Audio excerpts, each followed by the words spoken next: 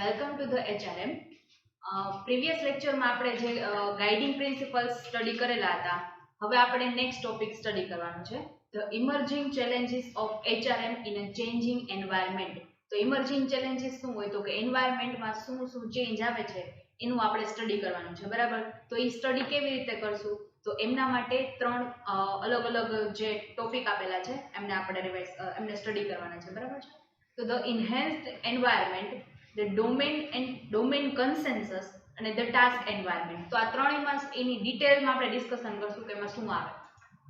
First, enacted environment. તો enacted એન્વાયરમેન્ટમાં શું હોય તો an organization seeks to create its own environment out of the external environment. તો external એન્વાયરમેન્ટમાં શું શું ચેન્જીસ આવે? તો પહેલા તો એક્સટર્નલ એન્વાયરમેન્ટમાં ઇન્ક્લુડ શું થાય તો ટેકનોલોજીકલ ચેન્જીસ, ગવર્મેન્ટના જે ચેન્જીસ આવતા હોય એ ચેન્જીસ, ગવર્મેન્ટના કાંઈ રૂલ્સ ઇન્સ્ટ્રક્શન્સ છે અથવા તો એમની પોલિસી ચેન્જ થતી હોય, બરાબર છે. પછી આપણે સોસાયટીના કાંઈ ચેન્જીસ છે તો એ બધા જે ચેન્જીસ થતા હોય, બરાબર છે, એમાં કાંઈ ચેન્જ આવે તો એ બધા એક્સટર્નલ એન્વાયરમેન્ટમાં ઇન્ક્લુડ થશે.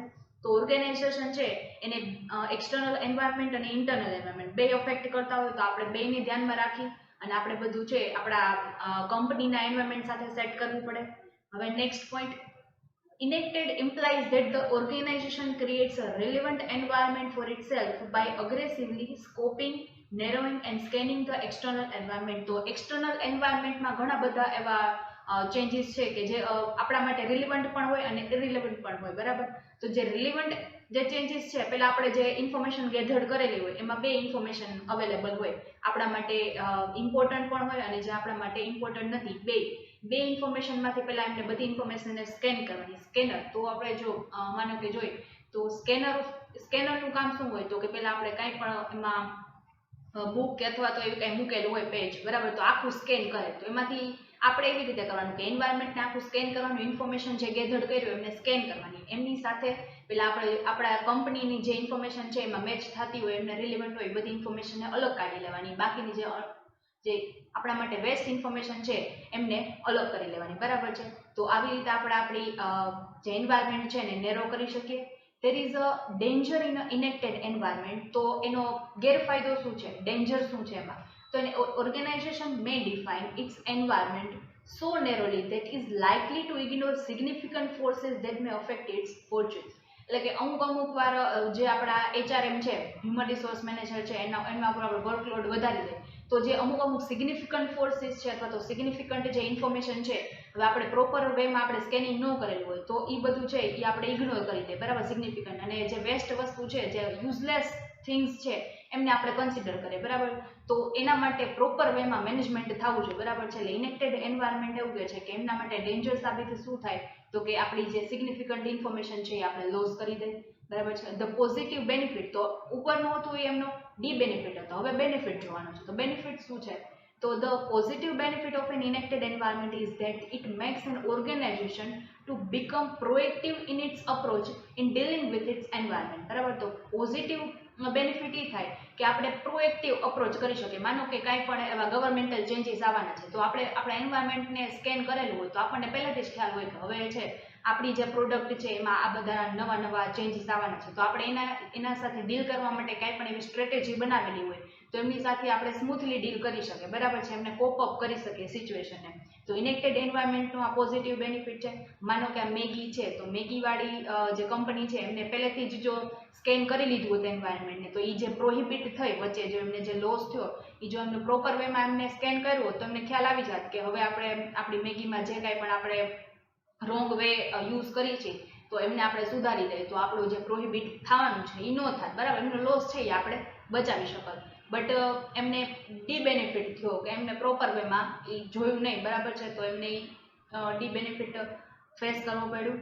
The organization takes an active and aggressive role in actually defining its environment, બરાબર છે. તો ઓર્ગેનાઇઝેશનનો એમાં ઇમ્પોર્ટન્ટ રોલ છે અને એક્ટિવલી એમને એન્વાયરમેન્ટ સાથે કનેક્ટ રહેવું પડે તો જ એમને શું ચેન્જીસ આવે છે એમને ખ્યાલ આવી શકે, બરાબર છે.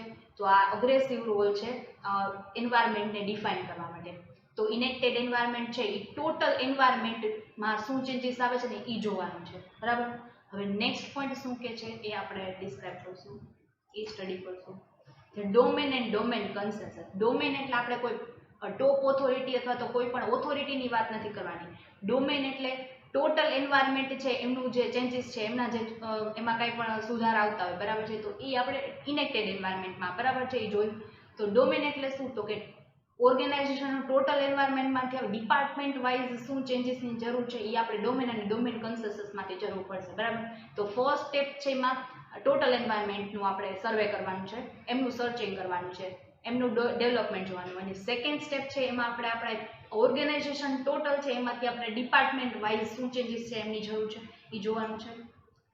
An organization delineates its own territory out of the total environment, કે ટોટલ એન્વાયરમેન્ટમાંથી ઓર્ગેનાઇઝેશનને એમના ડિપાર્ટમેન્ટ વાઇઝ શું ચેન્જીસની જરૂર છે, એમની ઓન ટેરિટરી કઈ કઈ છે એ જોવાનું કામ એનું છે. તો ધ ડેલિનેટેડ ટેરિટરીમાં શું આવે, તો comprises the ranges of product offered, population served and the services rendered, કે એ જે પ્રકારની પ્રોડક્ટ છે એ ઓફર્ડ કરતા હોય અથવા તો એ જે સર્વિસ રેન્ડર કરતા હોય છે, બરાબર છે, એ જોવાનું કામ છે એ કોનું છે, તો કે ડોમેન એન્ડ ડોમેન કન્સેન્સસનું. As is well known, an organization has many stakeholders, owners, employees, customer, government, public, suppliers and lenders. તો ઓર્ગેનાઇઝેશનમાં ઘણા બધા છે એ આપણા શેર હોલ્ડર્સ હોય છે, બરાબર, એમ્પ્લોઈઝ છે, કસ્ટમર છે, ગવર્મેન્ટ ચેન્જીસ છે, પછી પબ્લિક, સપ્લાયર, આપણે એમની સાથે બધા સાથે કનેક્ટેડ હોય છે, બરાબર છે. તો ઓર્ગેનાઇઝેશનમાં આ બધા છે જે સ્ટેક હોલ્ડર્સને આપણે કાંઈ ડિસિઝન લેવાનું છે કે આપણા ડિપાર્ટમેન્ટમાં કાંઈ ચેન્જ કરવું છે અથવા તો ઓર્ગેનાઇઝેશનમાં કાંઈ નવો ચેન્જ લઈ આવવો છે, તો આ બધા છે એક ડિસિઝન ઉપર સ્ટીક થવા જોઈએ. તો નેક્સ્ટ પોઈન્ટ એ જ કહે છે કે domain consensus is formed when all these stakeholders agree upon the domain of organisation. તો આ ડોમેન ઓફ ઓર્ગેનાઇઝેશન છે એમાં બધા જ સ્ટેક હોલ્ડર જો એક ડિસિઝન ઉપર સ્ટીક થાય તો જ આપણે ઇફેક્ટિવ ડિસિઝન્સ છે એ લઈ શકીએ. તો એ પોસિબલ ક્યારે થાય, માનો કે રિલાયન્સ છે, તો એક્ઝામ્પલ તરીકે આપણે રિલાયન્સને લઈ શકીએ. રિલાયન્સને જીઓ છે એને લોન્ચ કરવું હતું, તો એમના જેટલા પણ સ્ટેક હોલ્ડર્સ છે કે જે એમાં ઇમ્પોર્ટન્ટ રોલ પ્લે કરતા હોય બધા છે એક ડિસિઝન ઉપર જો સ્ટીક થાય તો જ આપણે જીઓ છે લોન્ચ કરી શકીએ, બરાબર છે. તો એ તો ઇફેક્ટિવ વેમાં અને ઇફેક્ટિવ મેનરમાં છે એ આપણે એ પ્રોસેસ કરી શકીએ. Next point, when domain consensus is not reached, જો બધા છે એક ડિસિઝન ઉપર સ્ટીક ન થાય અથવા તો બધા છે એક ડિસિઝનને મંજૂર ન કરે તો શું થાય, તો કોન્ફ્લિક્ટ ક્રિએટ થાય. બધા પોતપોતાના ડિસિઝન્સ આપે, બધા પોતપોતાના સજેશન્સ આપે, બટ એના લીધે આપણે ઇફેક્ટિવ એક ડિસિઝન ન લઈ શકીએ, બરાબર છે, જેનાથી આપણે જે પ્રોજેક્ટ જે લોન્ચ કરવાનો છે એમાં ડિલે થાય, બરાબર છે, જેનાથી પ્રોફિટ છે એ પ્રોફિટ પણ આપણને લેટ મળે. Conflict can arise regarding the parts of environment which should be monitored.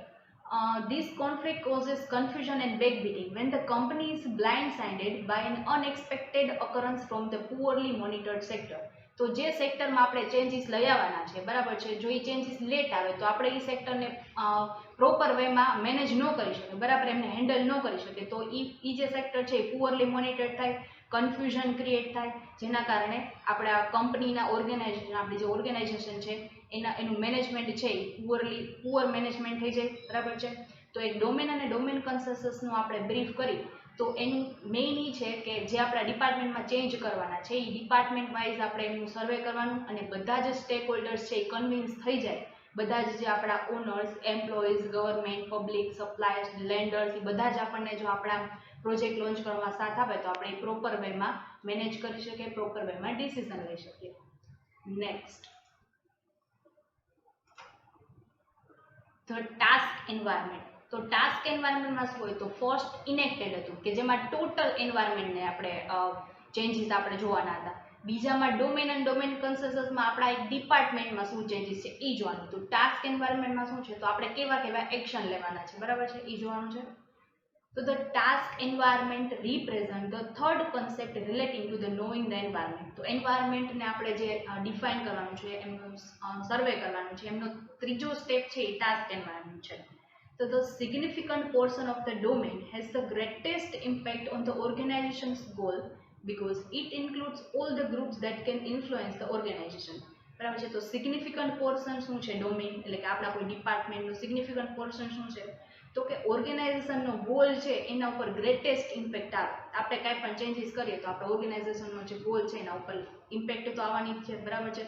તો ઇમ્પેક્ટને કારણે શું થાય, તો it includes all the group that can influence the organization. ઓર્ગેનાઇઝેશનને જે એક્સટર્નલ ઇન્ટરનલ એન્વાયરમેન્ટ જે આપણે અફેક્ટ કરે છે, તો એ બધા અફેક્શન છે એ આપણે સર્વે કરીએ અને એમાં જે ચેન્જીસ છે એના પ્રમાણે આપણી જે પોલિસી સ્ટ્રેટેજી છે એ આપણે સેટ કરીએ તો આપણે પ્રોપર વેમાં ડિસિઝન લઈ શકીએ. અને આ પ્રોપર વેમાં આપણે માનો કે સેલિંગ મેથડ્સ ચેન્જ કરી દઈએ અથવા તો આપણે એડવર્ટાઇઝમેન્ટ માટે આપણે જે બ્રાન્ડ એમ્બેસેડર જે આપણે રાખેલા છે એને આપણે ચેન્જ કરી દઈએ અથવા તો એવી રીતે આપણે કાંઈ પણ ચેન્જીસ છે લઈ આવી શકીએ જેના લીધે આપણે આપણા ઓર્ગેનાઇઝેશનના ગોલની નજીક પહોંચી શકીએ. Next point, specially the task environment specifies the range of product to be offered, the technology to be employed and proactive strategies to be used to counter competition. કે આપણી જે કોમ્પિટિશનમાં જે કાંઈ પણ કોમ્પિટિટર જે મેથડ યુઝ કરે છે, જે કાંઈ પણ સ્ટ્રેટેજીસ યુઝ કરે છે એમને આપણે જો સ્કેન કરીએ અથવા તો એમને આપણે સ્ટડી કરી અને એના પ્રમાણે આપણે સ્ટ્રેટેજી ચેન્જ કરી શકીએ. બરાબર છે. તો એનું એક્ઝામ્પલ આપણે લઈ શકીએ the task environment of hero Honda. તો હીરો હોન્ડાનું ટાસ્ક એન્વાયરમેન્ટ શું છે? whose market share dwindle, એટલે આપણે જેના માર્કેટ શેર છે એ 1993માં છે ને એ 35% ડૂબેલા હતા, જે 1996માં 29% થઈ ગયા. બરાબર છે. તો એ અપ થયા. તો કઈ રીતે પોસિબલ બન્યું? તો કે એમની કેપેસિટી છે ને એ એક્સપાન્ડ ગઈ, એમને ન્યૂ જે પ્રોજેક્ટ છે લોન્ચ કર્યા, એમની કેપેસિટી છે ઇન્ક્રીઝ કરી, જેના કારણે એમના જે શેર્સ છે જે 35% dwindle હતા તેમાંથી 29% થઈ ગયા. તો with new capacities being added through its new plant at Dharuhera at cost ₹172 crores એમને એ પ્રોજેક્ટમાં એમને ઇન્વેસ્ટ કર્યા, જેના કારણે એમની કેપેસિટી છે એક્સપાન્ડ થઈ. તો આ ટાસ્ક એન્વાયરમેન્ટનું એક્ઝામ્પલ છે. તો આ ઇમર્જિંગ ચેલેન્જીસ છે, આ 3 હતા જે આપણે સ્ટડી કર્યા. બરાબર છે. હવે આપણે નેક્સ્ટ કન્સેપ્ટ સ્ટડી કરવાનો છે, સ્કેનિંગ ધ એન્વાયરમેન્ટ. જે આપણે આ 3 વસ્તુ જે ઉપરના ઇમર્જિંગ ચેલેન્જીસમાં જે આપણે ભણ્યું, બરાબર છે, એમાં જે સ્ટડી કર્યું એ જ છે કે એન્વાયરમેન્ટને સ્કેન કરવાનું, આપણી ઇન્ફોર્મેશન જોતી હોય આપણે પાસે રાખવાની, બાકીની જે ઇન્ફોર્મેશન છે એમને અલગ કરી દેવાની, જેથી આપણા ઉપર ઇન્ફોર્મેશન લોડ વધી ન જાય. Environmental scanning involves the general surveillance of the environment to determine and projection of factors that will affect the fortunes of organization. તો આપણા ઓર્ગેનાઇઝેશન ગોલને કયા ફોર્ચ્યુન્સ એટલે કયા જે ફેક્ટર છે અફેક્ટ કરે છે? તો એક્સટર્નલ ઇન્ટરનલ ફેક્ટર અફેક્ટ કરે. તો એ ઇન્ટરનલ એક્સટર્નલ ફેક્ટર્સ છે એમાં શું ચેન્જીસ આવે છે જે આપણે જનરલ સર્વેલન્સ આપણે કરીએ આપણા એન્વાયરમેન્ટનું, તો બરાબર છે. તો એના લીધે આપણને ખબર પડી શકે, અથવા તો આપણે એવી એક ટીમ અપોઇન્ટ કરી લઈએ કે જે આપણા એક્સટર્નલ જે ફેક્ટર્સ છે અને જે ઇન્ટરનલ ફેક્ટર્સ છે એમાં શું ચેન્જીસ આવે છે એમની સર્વેલન્સ કરી અને એમાં જે ચેન્જીસ આવતા હોય આપણને જે કાંઈ પણ ડીલ કરવાની છે, આપણે જે સિચ્યુએશન છે અકર્સ થવાની છે એમની સાથે ડીલ કરવાની છે, જો પહેલાં જ ખબર પડી જાય તો આપણે સ્ટ્રેટેજીસ છે એ આપણે બનાવી શકીએ. તો scanning is done to prevent the information overload for decision makers. તો સ્કેનિંગ છે એ શું કામ કરવામાં આવે? તો કે ઇન્ફોર્મેશન જે આપણે મેળવી એમાં તો રિલિવન્ટ ઇરરિલિવન્ટ બે ઇન્ફોર્મેશન હોય જે આપણે આગળ પહેલાં જ સમજેલું છે. તો એ ઇન્ફોર્મેશનમાં આપણી જે રિલેવન્ટ હોય એ રાખી લેવાની, બાકીની છે એ જવા દેવાની.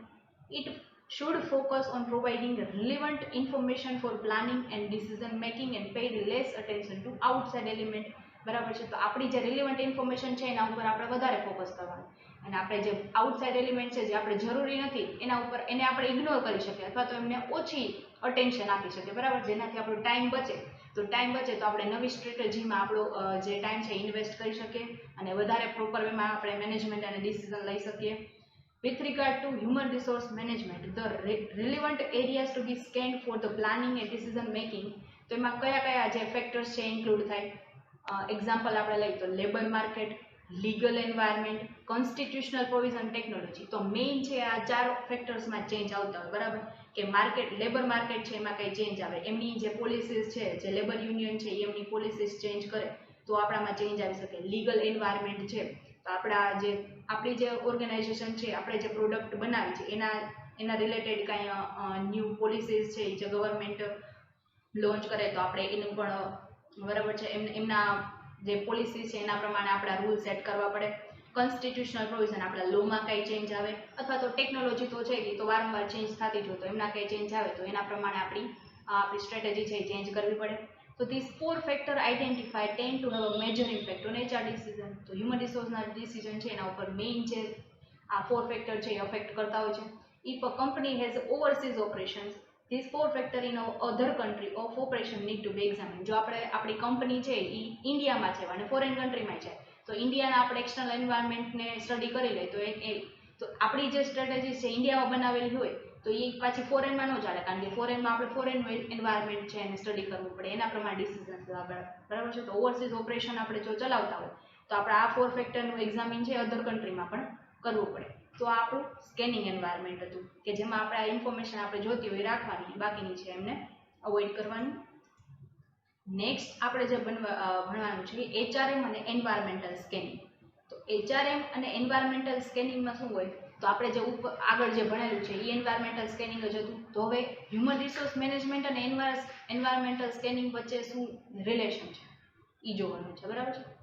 તો એમાં આપણે શું જોશું, તો કે HR department is in the best position to scan the environment or human resources and labour market issue.